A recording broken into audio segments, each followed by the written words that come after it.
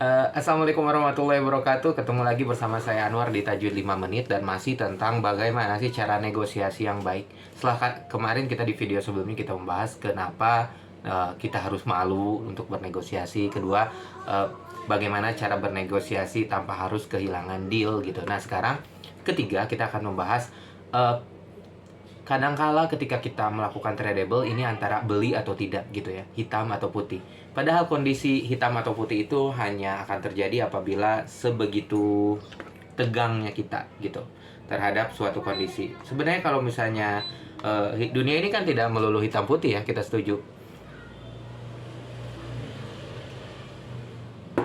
Selalu ada warna-warni dalam kehidupannya. Jadi ini bukan tentang beli atau tidak. Nah, sebenarnya kondisi seperti apa sih ketika kita akan melakukan jual beli ataupun negosiasi gaji ataupun ketika menjual barang gitu ya, kalau membeli barang. Ada situasi umum di mana kita mungkin tidak menyadari bahwa negosiasi itu adalah sebuah pilihan. Sebenarnya ini adalah pilihan yang bagus ya, dan disitulah kita mendapati diri kita ingin mengatakan ya atau tidak. Alih-alih menolak ya atau tidak ketika bernegosiasi, selalu ada pilihan ketiga sebenarnya untuk bernegosiasi. Dan bernegosiasi lebih baik daripada menolaknya, dan juga bisa jauh lebih baik daripada mengatakan tidak secara sederhana. Misalnya, saya diminta untuk mengikuti kursus pelatihan yang tidak ingin saya lakukan. Mungkin di suatu tempat yang jauh, atau tempatnya yang tidak terlalu bagus untuk dikunjungi. Alih-alih saya mengatakan ya, baiklah, maka saya akan melakukannya, atau tidak, saya tidak akan melakukannya, maaf gitu ya. Ada harga yang akan membuatnya layak untuk dilakukan, bahkan jika itu adalah harga yang sangat tinggi. Jadi itulah yang harus saya lakukan. Saya harus mengatakan saya bisa melakukannya dan inilah harganya. Dan kemudian terserah mereka untuk mengatakan ya oke, atau yang bagus, atau tidak, ini sepertinya tidak bagus harganya. Lagi pula saya tidak benar-benar ingin melakukannya kan. Dan sekarang mereka bukan saya yang mengatakan tidak gitu. Jadi lebih baik di siapa nih yang mengatakan tidaknya. Jadi kalau misalnya menurut kita ada suatu harga yang worth it, ya kita tawarkan aja. Misalnya kita mau beli barang, ternyata ini kayaknya harganya 20 juta deh, bukan 30 juta. Tadinya kita mau bilang ini kayaknya abangnya kemahalan nih, 30 juta gitu ya. Kita mau belinya 20 juta, kayaknya worth it ya. Gak apa-apa daripada kita bilang maaf mas kemahalan. Tapi pasti ada satu titik yang ini sebenarnya worth it gitu, kalau misalnya emang kita butuhkan. Misalnya ini kayaknya 20 juta, oke nggak gitu. Jadi sebenarnya it's okay sih kalau misalnya orang lain yang menolak juga tawaran kita.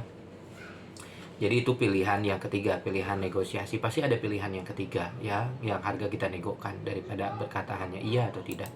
Demikian pula Anda mungkin memiliki pelanggan yang sulit, atau pekerjaan yang sulit, yang tidak cukup Anda bayar, atau mungkin pemasok atau supplier yang tidak terlalu ingin Anda gunakan. Tetapi mungkin jika harganya cukup rendah, Anda mungkin memberi mereka kesempatan. Ini sama dengan waktu daripada uang gitu ya. Misalkan saya diminta oleh istri saya gitu untuk mengunjungi orang tuanya di akhir pekan, dan katakanlah murni hipotesis ya, bahwa saya tidak benar-benar ingin pergi gitu.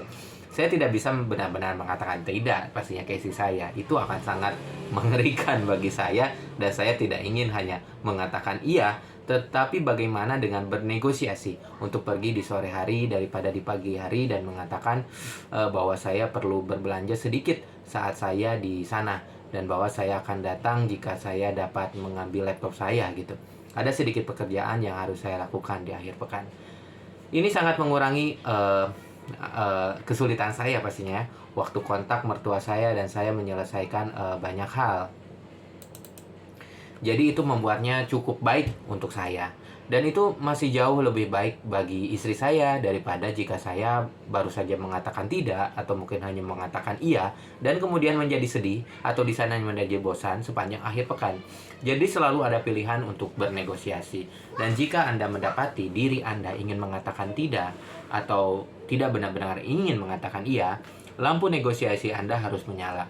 Dapatkah Anda memikirkan situasi baik di tempat kerja atau di rumah, baik yang melibatkan uang atau waktu, di mana Anda cenderung enggan mengatakan iya atau cenderung hanya mengatakan tidak, di mana Anda mungkin dapat mencoba bernegosiasi sebagai gantinya.